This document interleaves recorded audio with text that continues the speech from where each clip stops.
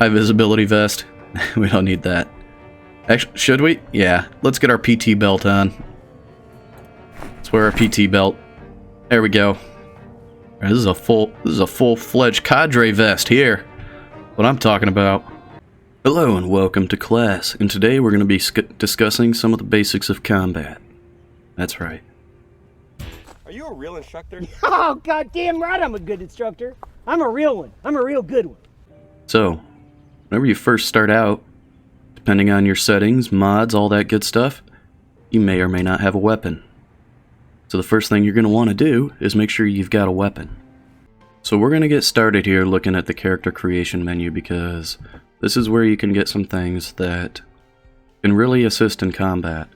For instance, if you look at Fire Officer here, you just get a little +1 to axe, little +1 to strength. That's going to help in combat early on, but again, those are skills that can just be developed over time as well. Lumberjack here, however, has a perk that comes with it called Axeman, and this makes you better at chopping trees, but more importantly for combat, if you want to focus with axes, you get a faster axe swing. Now my personal favorite, and now with build 41, it actually has a pretty good... It has a lot more bonuses to it, so to speak, because with Veteran you get a +2 to aiming, +2 to reloading. That's great, gives you an early jump on gunplay, but the most important one with it is Desensitized. You do not reach states of panic, which previously, that just affected your accuracy with guns. However, states of panic now in build 41 also affect your accuracy and effectiveness with melee weapons as well. Now, if we look at some other ones, traits, past the occupations, Strong is a really good one to have from the get-go. Again, this is a trait that you can earn over time in the game by developing your strength. Granted, strength and fitness levels are the two skills that take a really long time to level up in game. Again, character creation really just depends on what you're trying to go for. Those are just two things I like to take because I don't like to run from my problems. So if we take a look here, the character I tend to go with, the character build I tend to go with, I've saved it as Pack Mule. Start off as a veteran, have strong, organized, dexterous, cat's eyes, and we have the desensitized perk. I also take slow reader because there's only so many books in the game to read, so long term, not that big of a deal. Party appetite, that's easy enough to manage. High thirst, easy enough to manage. You know, you just eat more, drink more, and look at the amount of points you get for that. Restless Sleeper, however, this is one I've taken, and it really is kind of a pain because it makes sleeping in the game a little irritating, annoying, that kind of thing. And then probably the most controversial one of this build is Obese. A lot of people do not like taking Obese because it really affects your running speed. You essentially cannot run. So, if you do take Obese, one of the first things you're going to want to do in game is find a vehicle. Alternatively, there's some other traits like thick skin, less chance of scratches or bites breaking the skin. That can make you a little more resilient. And then there's also resilient, which means you're less prone to disease, you have a slower rate of zombification. Not that big of a deal in my opinion, because once you're infected with the Z virus, I don't know, in my opinion, it doesn't really matter how long it takes.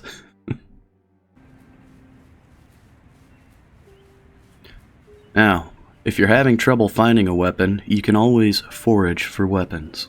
That's right. So let's discuss how to forage for weapons. Not only is this an easy-ish way to find a weapon, probably not the easiest, it is a way to find a weapon, which we're going to have to fight someone here, it looks like. So, we're going to do this without a weapon. Push them down, and we stomp. And we're standing on them, which this is something new in build 41 now. You stand on a zombie, they can't get up. Stomp on their head, and they're dead. And this zombie was so kind as to bring us a pen. You can see here the damage is pretty much nothing. Condition is really good on the pen. But that doesn't matter. That pen's only going to be good for about one stab, and it's going to break. So, back to the foraging. If you come to a wooded area, which we got another freaking zombie coming in on us. Alright. We might have to go somewhere else to forage. And yes, I move really slow. This is how fast you run. This is jogging. This is jogging when you're obese. It's rough. And I'm going to stop jogging now because otherwise we're going to get really tired. We're just going to walk up here to this next little patch of woods. And it doesn't look like there's any zombies around here. You're very vulnerable when you forage. So we're going to forage here. Okay, so there's a new interaction menu for foraging. We're not going to go for fish bait. We can't search for medicinal plants because we don't have the herbalist. Put items in main inventory. Yes, I'm assuming if we had a backpack, we could have the option to have it go directly into that. We're not going to worry about mushrooms, berries, or animals. We're just going to go straight for materials because that's what's going to be used to craft weapons. Now, what is it we want to look for? Well, the first thing we want is we want to have one chipped stone because that's going to be a tool required to make a spear. There are a few different weapons you can make through foraging, but the spear is probably the most effective one. It doesn't look like we got anything, so we're going to go ahead and hit forage again. And yeah, I've already got some weapons and some good stuff in here. Starting house looted out and everything. Okay, so we foraged up a few things. Let's take a look here. We got our chipped stone that we need. That can be used in place of a knife in this regard. We got a few tree branches. We also got a couple of stones. So what I'm going to do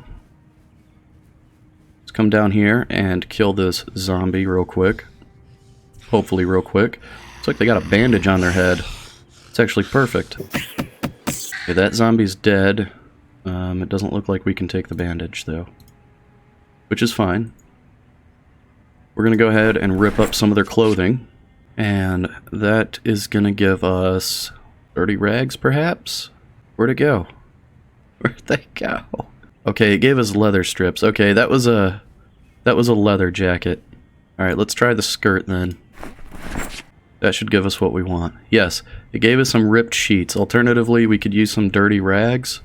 But now if we just right click on, the tree branch, any of these materials will allow us to do it. So we could make a splint if we had a broken bone. We could apply it to that. We could create a spear.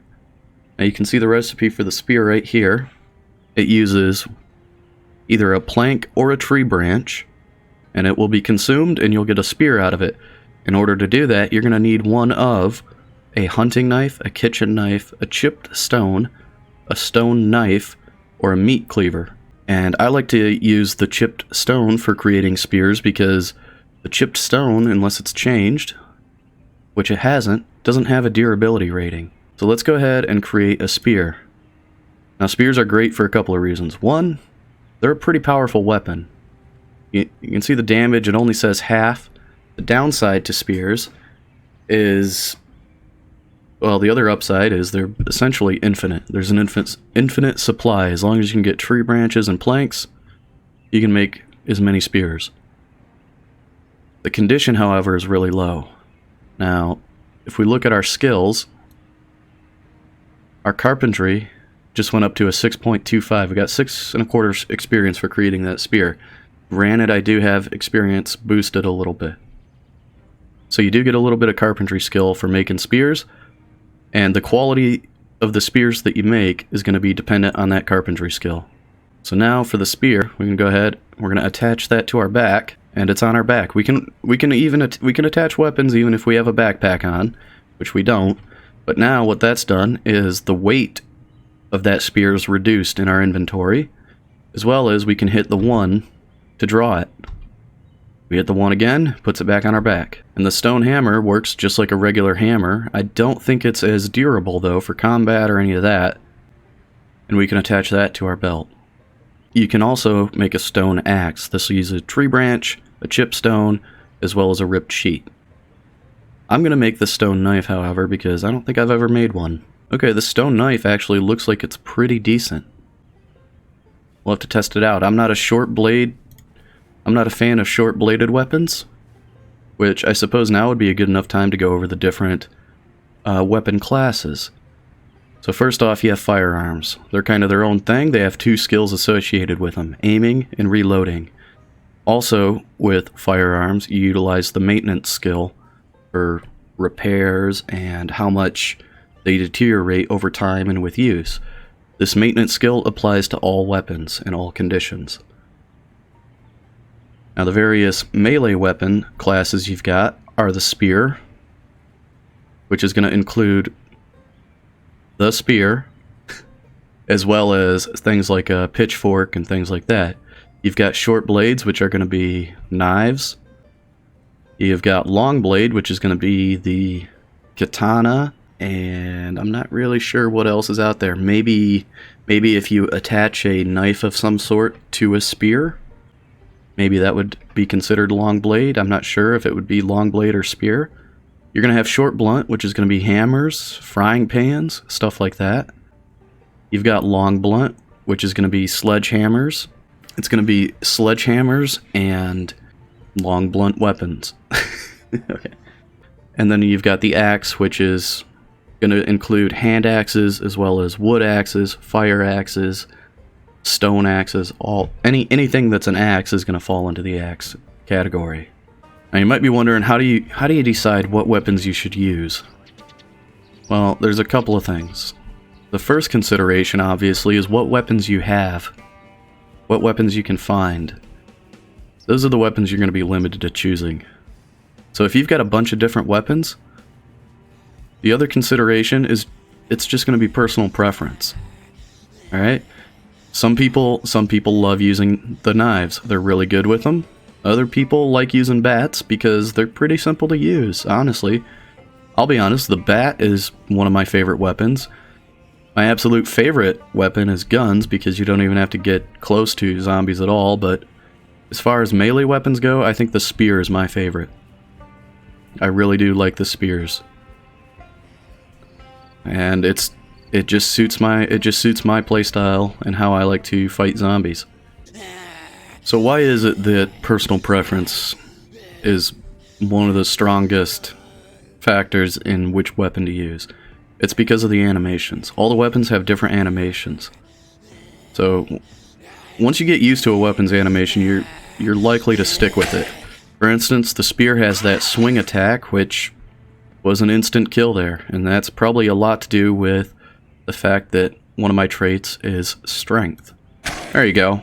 Okay, so it's not an instant kill. Took 2 hits that time. Let's get in here. You can see that zombie there? This is a perfect lesson for combat. They got a knife stuck in their shoulder. I'm not sure if you see it too well. But let's go ahead and take care of this one here. And my spear broke. Give it a little shove. Let's draw our hammer out.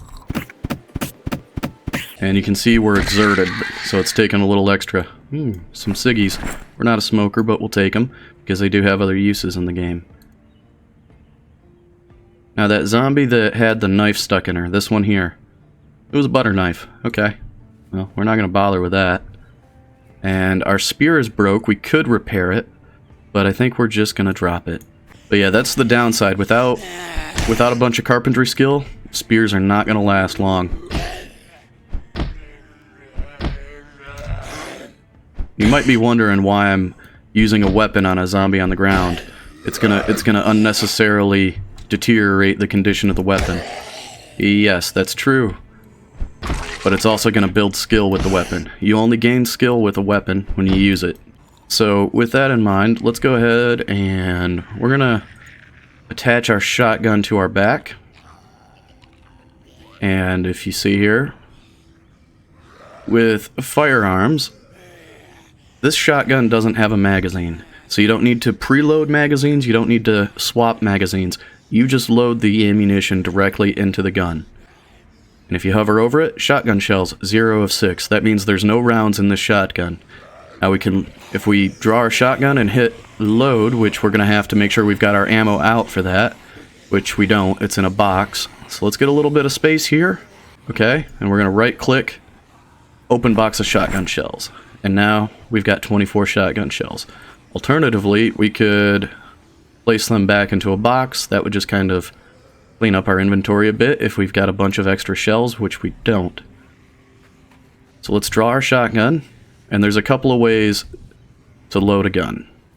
You can do it through the right click and insert 6 shotgun shells. Alternatively, we can press R. 1, 2, 3, 4, 5, 6. Now he pumped it, and you can see now, shotgun shells, 5 plus 1. Whenever you have a gun, if it doesn't have a number and then the plus 1, it's not ready to fire. The plus 1 means you have a round in the chamber of the gun ready to shoot. Now this shotgun holds 6 shells, and we can do something called a... There's a bunch of different names for it. You know, combat load, overload, whatever you want to call it. We can hit R again, and now we got 6 plus 1. So we got 1 in the chamber, you know, 1 round in the tube ready to go, and we've also got 6 in the magazine, which this is a fixed magazine gun. I'll hopefully be able to find a handgun or something else with a magazine so I can demonstrate how that works. But we're going to go ahead and test out the shotgun here real quick. Now when you go to aim, it's just like melee, and you're going to see zombies highlight. As we move, that highlighting is going to be turning red. That means we're not going to have a very good chance of hitting. Whatever zombies are highlighted, those are the ones we're aiming at. And with a shotgun, we've got more spread on it. And a shotgun is one of the best guns to have early on so you can train your aiming skill, because the way firearm accuracy skill is gained is you gain skill for every zombie you hit. I mean, it's just like melee weapons. Every time you hit a zombie with a weapon, you gain some skill for that weapon. So shotguns are really good because you can hit a lot of zombies at once. So let's try and get these guys grouped up, which is where the shotgun really shines, is when you're dealing with a lot of zombies at once. So we got... Yep, we missed. We missed every single one of them. So what you're going to want to do when shooting to get the best aiming is you're going to want to come to a stop. And once you're stopped for... The longer you're stopped, up to like 2 or 3 seconds, you're going to get better aiming. So there, we just blasted 2 of them at once, and we winged a 3rd one. So we should have a little more aiming skill. There we go. Reloading skill is earned whenever you reload. Now to rack a firearm, be it a shotgun, or to rack the slide on a pistol, to charge an M16, you press X. And that's what you're going to press if you have a jam. If you've got ammo in a firearm and you go to shoot and you get a click, that means the weapon's jammed. So let's go ahead and get this gun to jam real quick so I can demonstrate that a little better.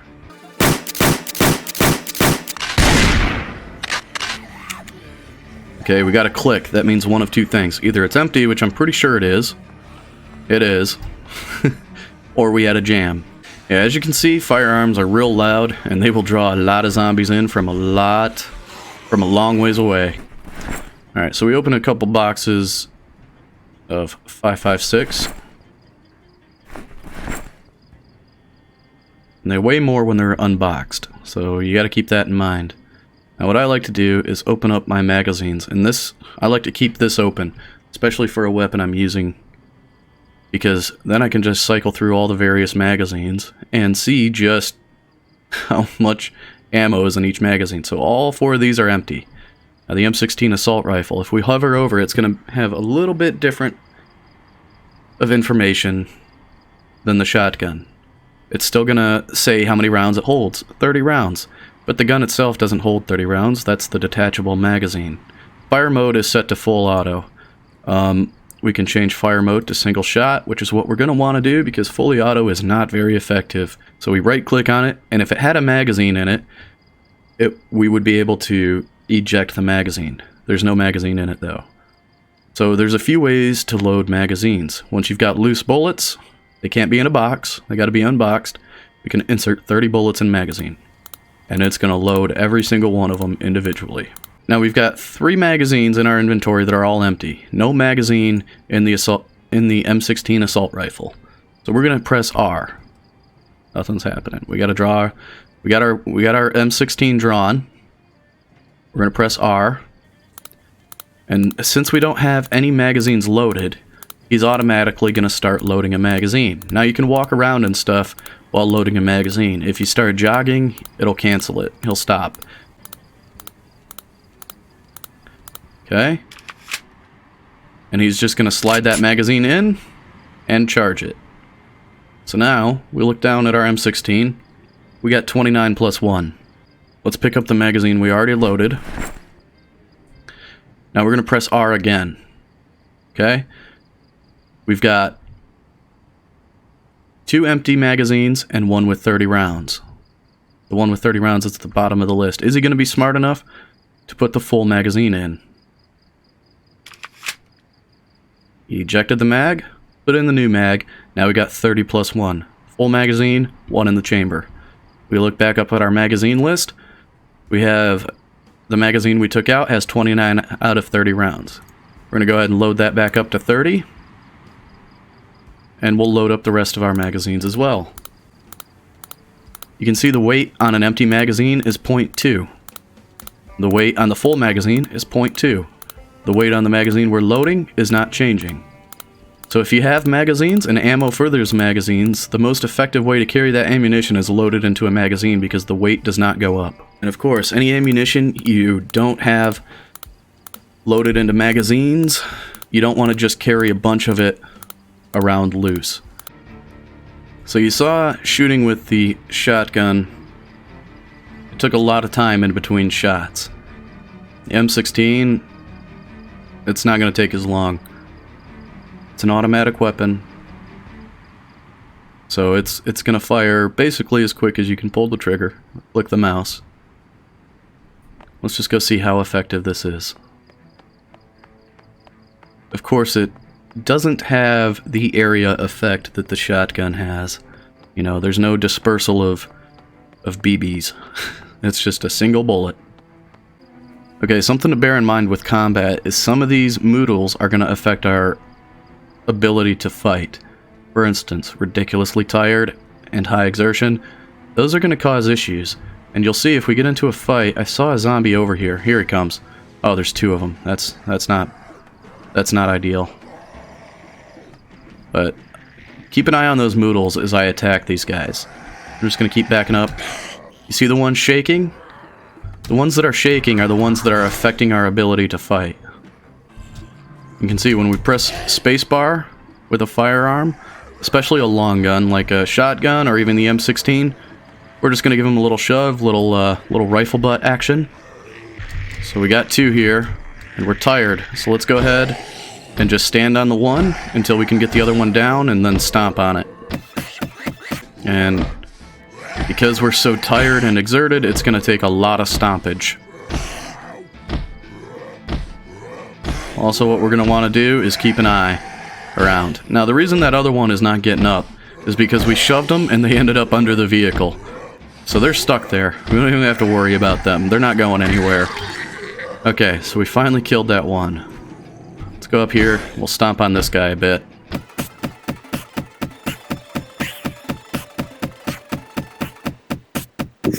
And you can see, even with the strong trait, how much these moodles affect your ability to fight. So, yeah, you definitely don't want to ignore your moodles, which I have a bad habit of doing.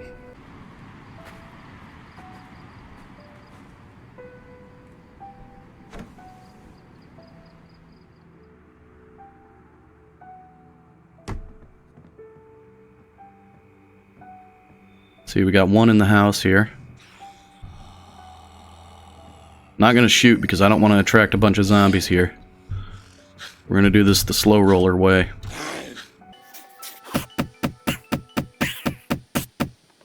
Oh, I moved a bit and she was able to get out from underneath me. So now she's a crawler too.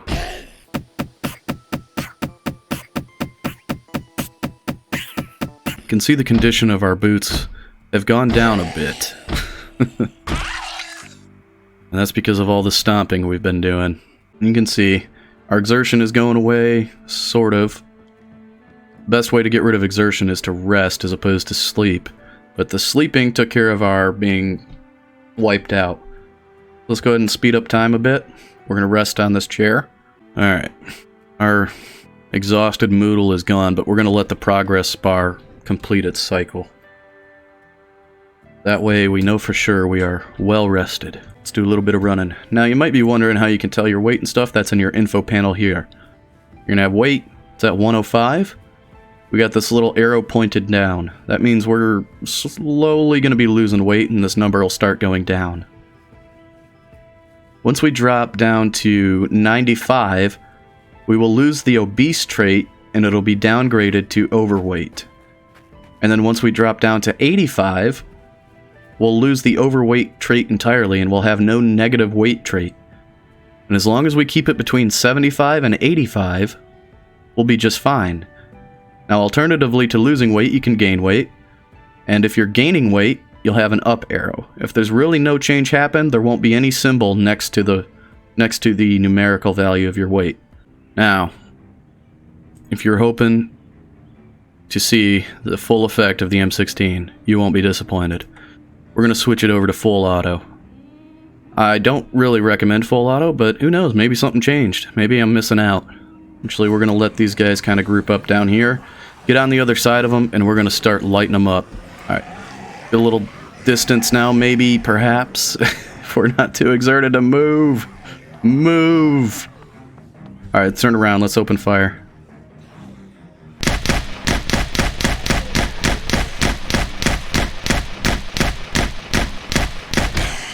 Alright, yeah, as you can see, fully automatic fire, not too effective.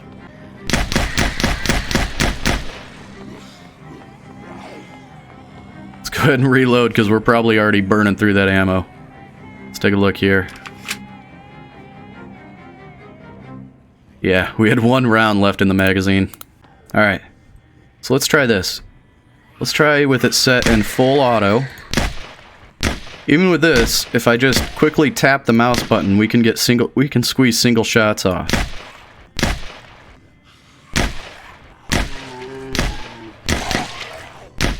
Double tap there.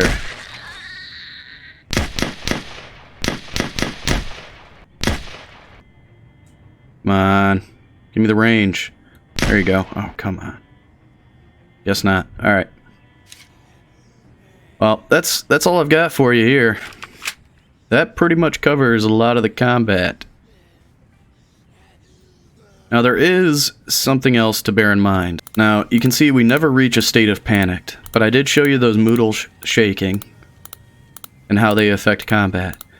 If you've got a panic state, whether you're a smoker and you need a cigarette, or you don't have the desensitized trait and you're just freaking out because of the number of zombies, that's another Moodle that's really going to affect your combat, and it's a very potent one to have in combat, honestly. Which is why I love taking Veteran to be an effective fighter.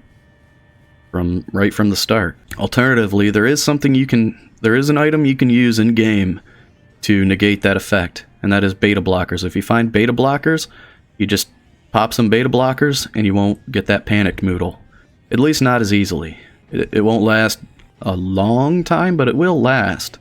And it is a pretty good help if you don't have desensitized. Anyway, that's going to be it for this combat tutorial. Thanks for watching. Hope you learned something. As always, have a good one.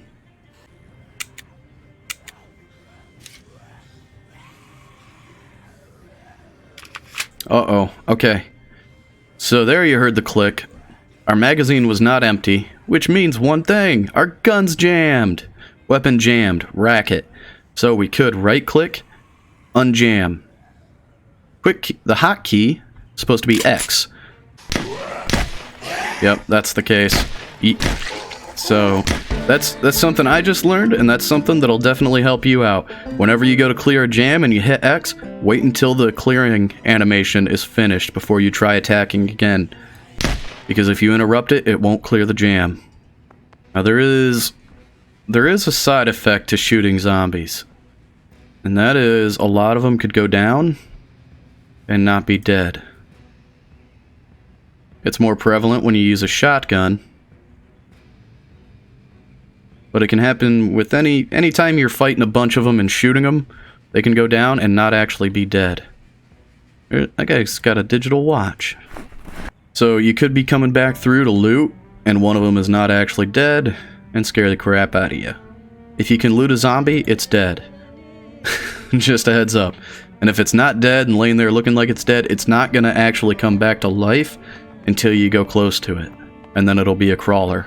So with that, that's your combat instructional for the day. There's definitely other things to it. That's enough to definitely get you started, though. And besides, going through that, I earned my cadre vest, so I'm happy. Anyways, thank you for watching this combat tutorial. As always, have a good one.